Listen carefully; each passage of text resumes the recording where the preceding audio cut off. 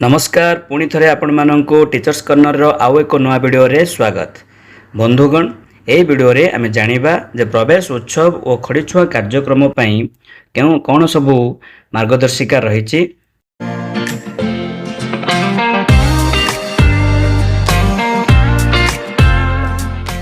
आपण माने जानती जे प्रवेश उत्सव और खड़ीछुआ कार्यक्रम दीर्घ 4 दिन धरी चालू रहिबो। तेबे प्रथम दिवस जोड़ा कि दिवस 1 जहाँ 2/4/2026 हबार थिला ताहा घुंचा जाए वर्तमान 4/4/2026 हबा को जाउछि। ताहले किंतु कार्यक्रम से सब समान रहिबो। प्रथम दिन कौन सबू करबा को हेबो ना विद्यालय एही कार्यक्रम रे अभिभावक पितामाता विद्यालय परिचालना कमिटी और स्थानीय स्वयं सहायक गोष्ठी और अधिवासी माननकु शामिल करिबो। शिक्षक शिक्षयित्री माने विद्यालय रे नुआ पिला माननकु पारंपरिक रीति रे फूल और चंदन दे स्वागत करिवे। हाथ तैयारी नाम फलक को बा नाम टैग को पिला माननकु देई दरी किंबा चौकी रे गोलाकार रे बसाइबे। प्रवेश उत्सव अवसर रे मान्यवर मुख्यमंत्री को वार्ता शिक्षक शिक्षयित्री पढ़ी सुनाइबे।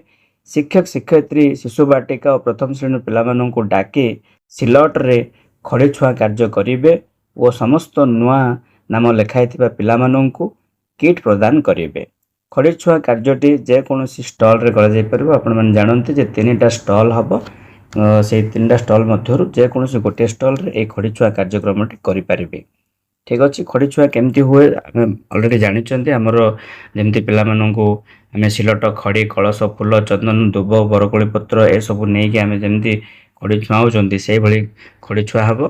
ता विषय अधिक आलोचना करबा आवश्यक नै। देखो खड़ीछुआ कार्यक्रम शेष होला परे हमकु कोन करिवार अछि। खड़ीछुआ कार्य शेष परे अतिथि और स्थानीय विशिष्ट व्यक्तित्व माननकु नै पितामाता अभिभावक विद्यालय परिचालना कमिटी स्थानीय स्वयं सहायक गोष्ठी और अधिवासी माननकर उपस्थिति रे बैठक रो आयोजन करिवो। गोटे बैठक करा जिवो खड़ीछुआ कार्य परे। एही बैठक रे शिक्षा संबंधी स्थानीय समस्या और प्रसंग उपरे आलोचना करिवे। जेपर निर्धारित बयस रे पिला माननकर नाम लेखा विद्यालय को आसुनथुवा पिला माननकर नामांकन नियमित उपस्थापन पिलांको स्वास्थ्य परिच्छन्नता और शैक्षिक उन्नति पाई विद्यालय परिचालना कमिटी और गोष्ठीर भूमिका उपर आलोचना करा जिवो। शिक्षक शिक्षयित्री बैठक रे उपस्थित किछि अभिभावकों को सेमानंकर पिला दिनर पाठपढ़ा संबंधी अनुभूति गल्प और नाना बाया गीत गाइबा पे उत्साहित करबा सह आवश्यक व्यवस्था करिवे।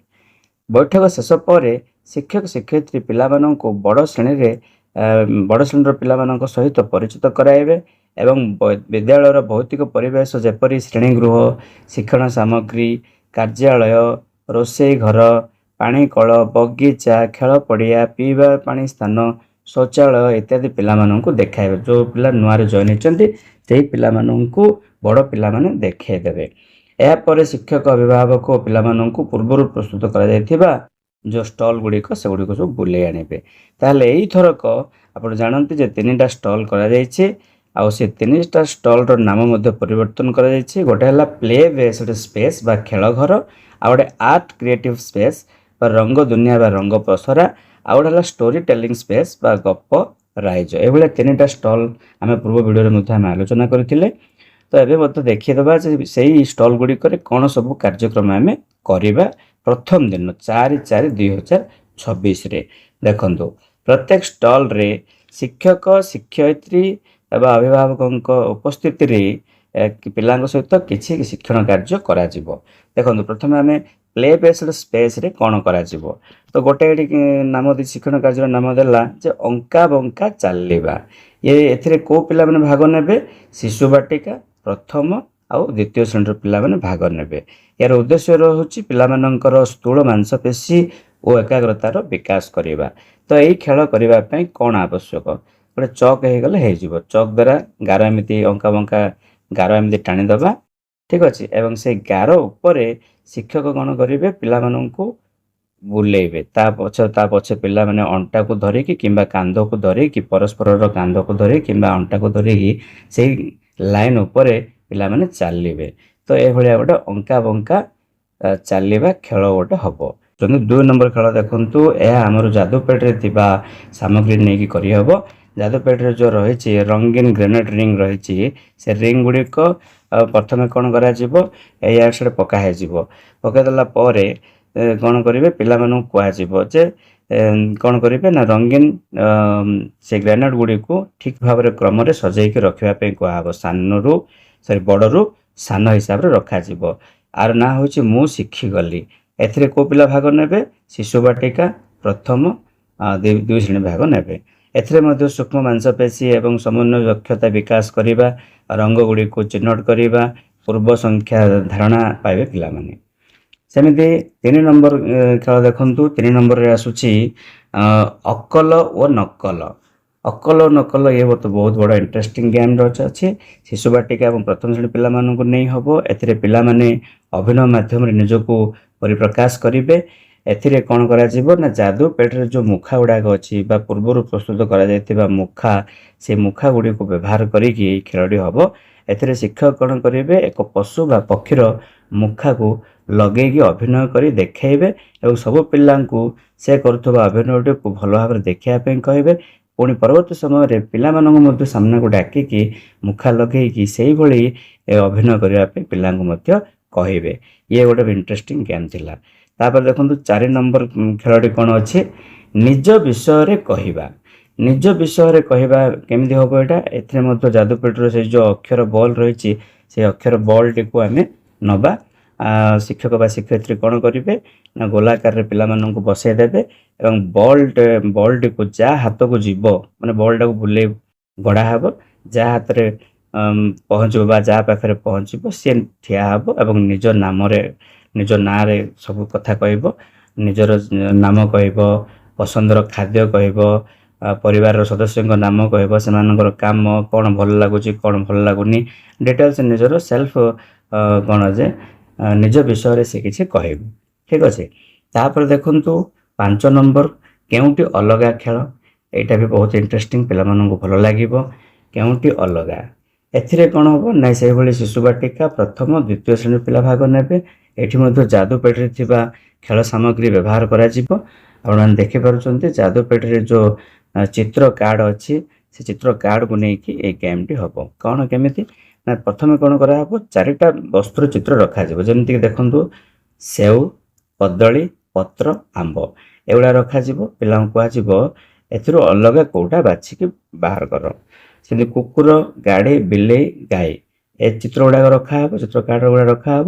ପିଲାମାନଙ୍କୁ କହିବ ଏଥିରୁ ଅଲଗା କେଉଁଟା, ସେ ନିଶ୍ଚିତ ଭାବରେ ଗାଡ଼ିଟାକୁ ଅଲଗା କରିବ। ତ ଏମିତି ଏ ଟାଇପ୍ର ଅଲଗା କେଉଁଟି ଖେଳଟା ଖେଳାଯିବ।